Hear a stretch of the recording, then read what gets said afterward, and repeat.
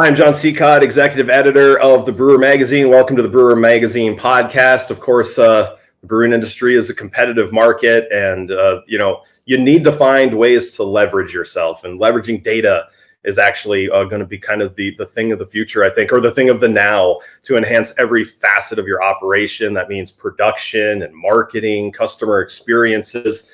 And if you can harness some of that data, you can kind of find some better ways to quality control, supply chains, responding to consumer preferences. There's going to be a lot of things that you can do.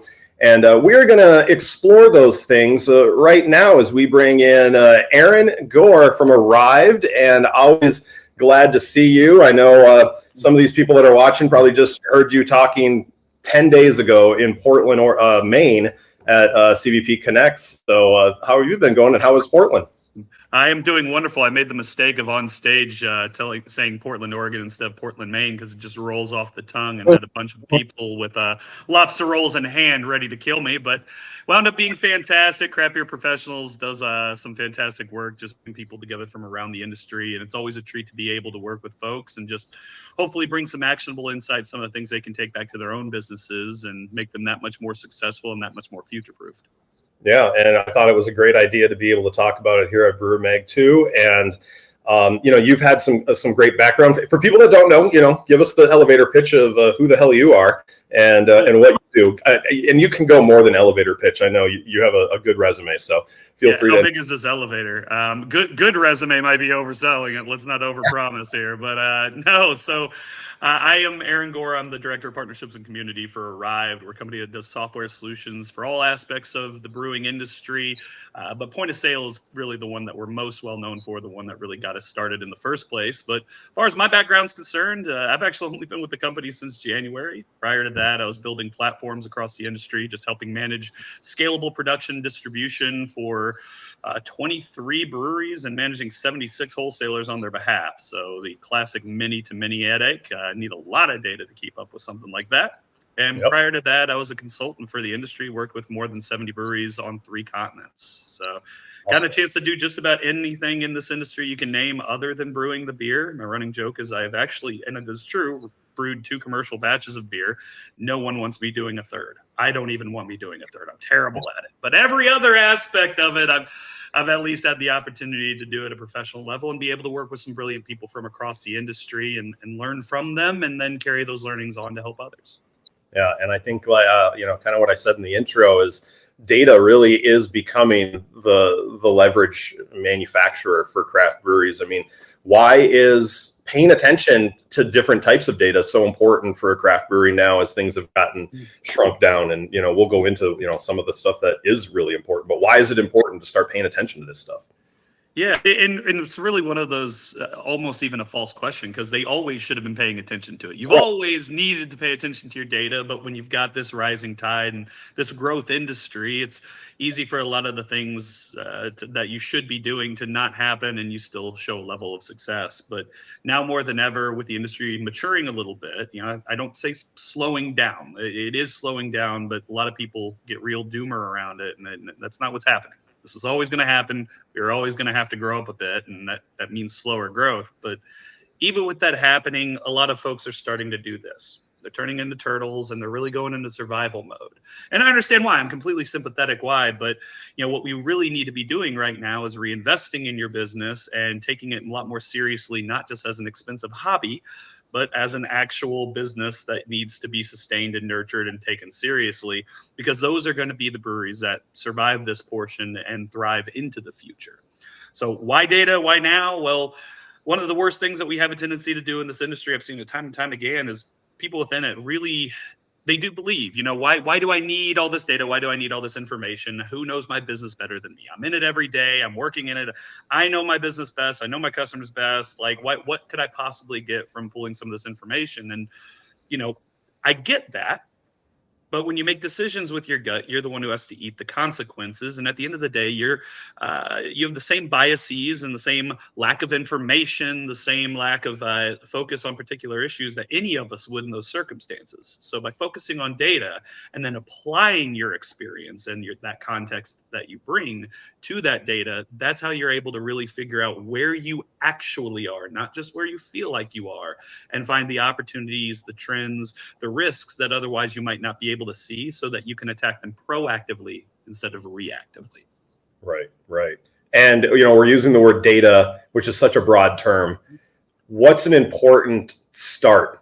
Other than just, I'm making this much and I spent this much. There's to be able to dig in, or to be able to look at butts in seats or ticket numbers. Where are some of those key pieces that a brewery, depending on and obviously this comes down to model as well. What's important, or what are the keys, the beginning, the building blocks of data collection?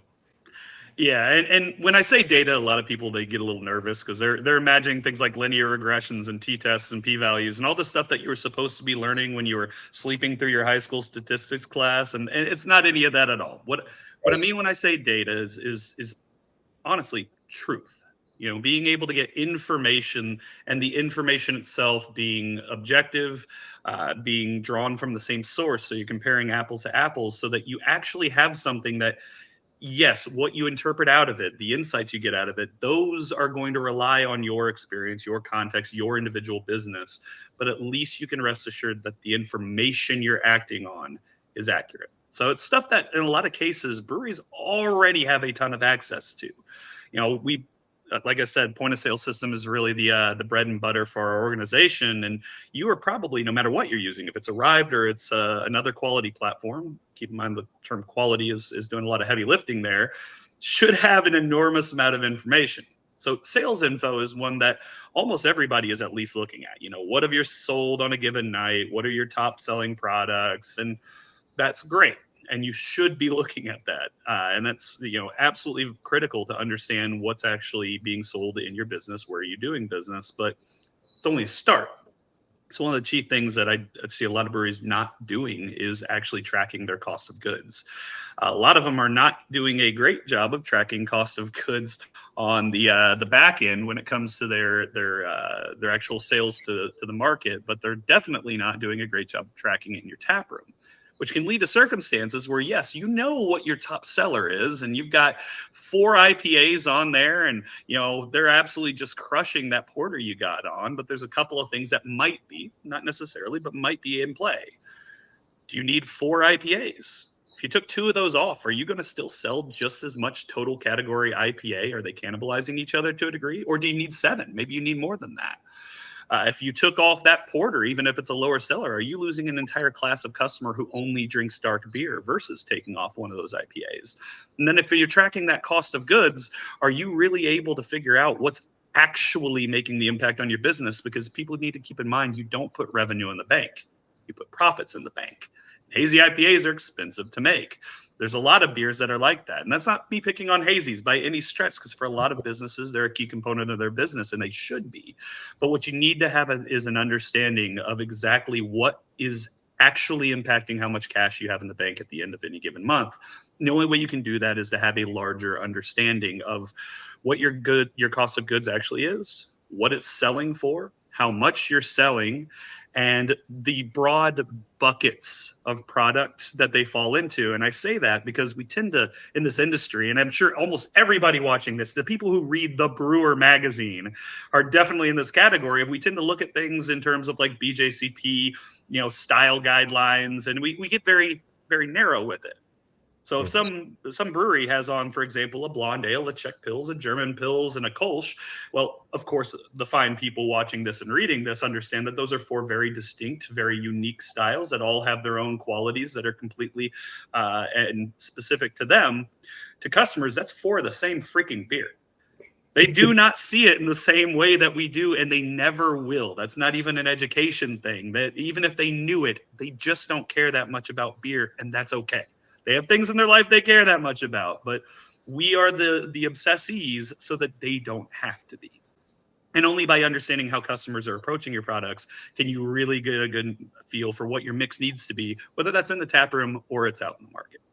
Yeah, absolutely. COGS is such a big thing. I think that people don't understand how important it is to track that, because they're just happy, especially when they're first starting. We're just happy to open and be serving beer. Cost be damned. We want to make the best beer, but it is like a personal experience here in the Toledo area. We have some breweries that are entering that 6 to 8 year idea, and all of a sudden they're like, oh, gee, wait, like I need to scale back. And, we've been throwing beer out in the market. We're not making any money on it. We need to figure out what, we have cores, we have popular beers, but they're not making us any money. So it is interesting to start when you start digging into this, because I think people see it as this like, oh, that's the business side, and I'm the big picture person, or the entrepreneurial person. You need to have that thought process, though, the business mindset, to be able to make a successful brewery continue to go through. Well, it's one of the challenges is, this is a special industry. It's a unique industry, and it asks an enormous amount of you. I've always made the comparison with chefs. No one does this because they're sane. We do this because we're insane, of a certain particular variety, but most importantly, because we're passionate. We do it because we love beer and we love people, which is one of the reasons why almost everybody who starts a brewery does so, because they want to make beer. Well, 6 months later, they realize that owning a brewery has very, very little to do with making beer. It is running a small business, and you wear 1,000 hats. And the number one reason that breweries close down is cash flow issues. The number two reason that breweries close down are lease issues. Lack of demand, which is inclusive of so many things above and beyond just beer quality, is all the way down at 4% of all breweries that close their doors. So, what none of those things have in common is that none of them are making beer. There are so many areas of your business that really rely on you to be able to manage them. And, humans don't scale. There's only so many hours in the day, and there's only so much energy and focus that you have. So you need to make sure that you're working on your business, not just working in your business. And that means having the information you need to run it effectively, so that you can get back to the beer and people that made you love this in the first place. Yeah. Do you see that a lot when you start talking to people, that they don't have that? They might understand that they have to run a business, but they don't actually understand how to run the business, and being able to show them there are easy ways to do this. I think that's, maybe not easy. It takes time, but there's ways to be able to do this, and you can be able to use a platform to be able to give you this data, and then find those key pieces that will help them the most. Yeah, all the time. The goal of all of this is to be able to give you the tools you need to get you back to the reason that you're doing this in the first place. And for a lot of folks, and I get why, they see these tools as being one more thing they have to manage. And in most cases, it's actually the exact opposite. No one in 2024 would ever think of running a tap room using pen and paper for their cash register. It would just absolutely be insane. Of course, you're going to use some sort of point of sale system, like to the point where I have literally, even the smallest, tiniest little tap rooms that I've walked into, that's basically just somebody handing you growlers across like a piece of wood on a sawhorse. Even they are at least using something digital to actually help them with that. But the same extends even back into the brew house and back into the rest of the operations side of the business. So we also do brewery management software, and there's some other fantastic ones out there in the market as well. Shout out to my guys at Beer 30, who also do some great stuff. But one of the key things that I see time and time again is that more than half of all the breweries in the U.S. aren't using any sort of system to manage inventory and finished goods and sales. They don't have any sort of CRM, and they're doing all of that on spreadsheets, and sometimes they are doing it by hand. And the reason I get every single time is it's just not worth the money when they can do it themselves. But here's the thing, the amount of money that you'd be spending, yes, some of those options are more expensive or more intended for an enterprise sort of situation. That is one of the areas where Beer 30 lives. They are fantastic for larger, more mature breweries, but even at the smallest scale, there are options like Arryved Brewery Management, a couple others out there that are really a lot more focused on being accessible. And yes, it might cost you $99 a month, but how much does your own labor cost? And even if you count your own labor as being free, what are the other areas of your business that you have to have your hands on, that you should and can be doing, what impact are those things going to have if they're not getting done because you're sitting there trying to track 1,000 Excel spreadsheets and do manual hard count reconciliations on inventory and manage all of your CRM? Instead of that, you're just running everything through QBO. It's a nightmare. And before you know it, you've actually probably spent thousands of dollars in opportunity cost internally and your own labor when you could have been having a tool do most of that for you. At the very least, make it so you have fewer mistakes, fewer headaches. Absolutely. Is it something that can be started right at the beginning? If a brewery is in that planning stage right now, is it a cost that should be looked at immediately, or is it something that is you kind of grow into? I'm sure you have that question a lot. We get that question a lot, and the big point and I make the same point on the point of sale side as well, is in general, find tools that will grow with you. There will definitely be pivot points where sometimes the tools just don't work as well. Point of sale is not so much. I mean, point of sale, as once you hit a minimum level of functionality, definitely, you'll probably scale as large as that facility is going to get, because tap rooms only go up to so large of a business. Even the largest tap rooms in the country are only so large relative to a large business. And there are definitely ones that are too small. I know for a lot of folks, and I won't name any names, but we'll just call this one Cube, as one that a lot of folks around the industry definitely jump in on first, because it sounds a lot more economical. It sounds like all that they need. And by far, it's our number one source of being able to bring new breweries into our own ecosystem, because it just doesn't know what you need to do for a tap room. You can run a farmer's market, like a farm stand, off of it. You can run a sunglass hut off of it. It's not going to do what you need for something that's got complex inventory, and you happen to do table by table. You need reporting that's actually going to be workable for your local reporting needs, local regulatory bodies, your accountants, which we have a nightmare to report on when it comes to any regulated industry like alcohol. Those are things you got to consider. And do you want to try and change over all of that stuff when you're trying to run the business, and now you have a potential Saturday where things can go down because you're trying to manage implementation? Or do you want to get on them day one and really be able to build into them? And I'd say the same thing even to the back of house. Like if you're managing anything over, let's say, 100 barrels, if you're an actual business, then you're going to have areas that are going to be commanding your time, your energy, and focus. And in some ways, it can actually require more of it if you are timed, because you might still have a day job. So for you to be able to manage all those aspects of your business, getting these tools that on your P&L are a fraction of your total expenses, and they save you tons of headaches the entire way and make you that much more or less likely to run into headaches in the other areas of your business. That's such a value add that I definitely recommend everyone at least look into it, because there's likely going to be a solution, whether through us or somebody else. It's going to make your life a lot easier in trying to do all that by hand. Yeah.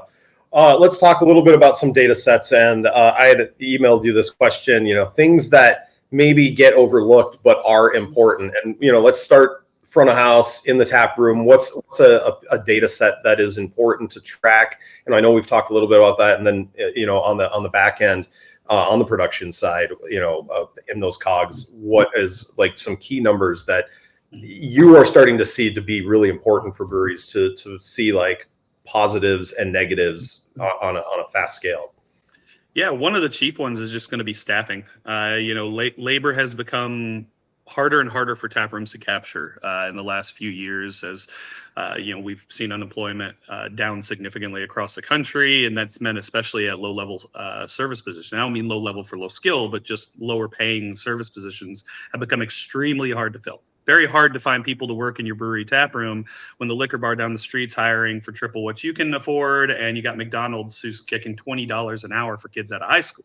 Makes it very challenging. So knowing exactly how many people you need on staff and when is critical, because if you're understaffed, then that's going to make it so that service suffers, or you can't be open as many hours. Customers have a bad time. Your staff is stressed. That's not good for anybody. But the flip side, overstaffing is also an issue, because you need to be able to hire the people in the first place, which is more of a challenge than it's been. But it also dilutes your tip pool, which can make you less likely to keep around people you do actually already have. So having really good insight into what you're selling and when is key. So just make sure that whatever point of sale you're using is able to track your sales down to the hour and to the day of the week.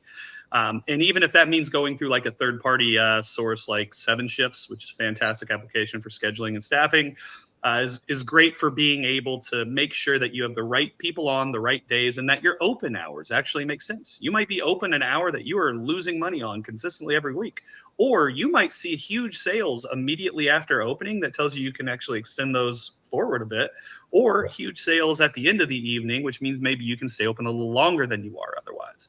These are things that you're not going to be able to see unless you're really diving in on that level of granularity.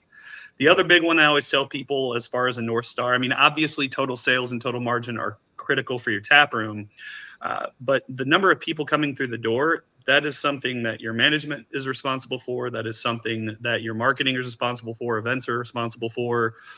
By far the biggest thing that your actual bar staff is responsible for is average ticket value. That is my single favorite statistic for front of house, because that's what they're actually impacting. Are they taking the upsell opportunities? Are they creating a welcoming experience that makes people want to stay and want to have one more beer? They feel welcome when they walk in the door so that they're primed to be engaged from moment one. Do you have multiple areas for them to order from? QR ordering, like our open tab at the table, or they have to come up to the front? And is that intentional either way that you're running your service model? You need to be able to look at average ticket value, because that's going to be that North Star as to how you're actually performing from the moment people cross your threshold until the moment that they leave. Very nice. And when it comes to the back of house stuff, how is what sales is doing impacts what can be done for the future? Be that a style that is missing, or it's a beer that is being made that the brewer really loves making, but is it selling the way? Is there a pull through for it? Yep, absolutely. And honestly, revenue per barrel is one of those key ones for the back of house that you really need to track. I know Kerry Shumway from Craft Brewery, financialtraining.com, fantastic resource in general, but that's one of the ones that he leans on pretty heavy, because that's telling you that if you are constrained by the amount of tank space you have, and any successful businesses are eventually going to run to the point where you just don't have any more tanks to give, you need to understand how much money you're going to be making in for X unit of capacity. The actual percent margin is important from kind of the opposite side, where if you have the tank space to spare, now you need to make sure that you're maximizing the amount of money you're actually bringing in. So being able to really take a look at both sides. How can we make as much money from as little beer as possible, and how can we sell as much beer total as possible, are really the two things that you need to focus on, because that's what the business is. We do a really bad job in this industry of creating beer and then hoping to God that we can sell it.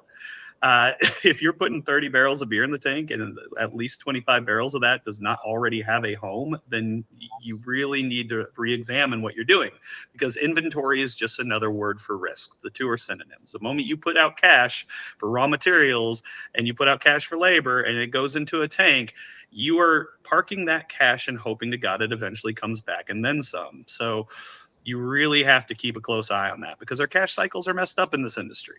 You know, you got to pay out your vendors 30 days, 45 days if you got a great relationship with them, for that grain, for the hops, for everything that you're putting into that product. And it's probably going to be 90 to 120 days before you actually get all that product sold. So you're already starting out behind the eight ball from a cash flow standpoint.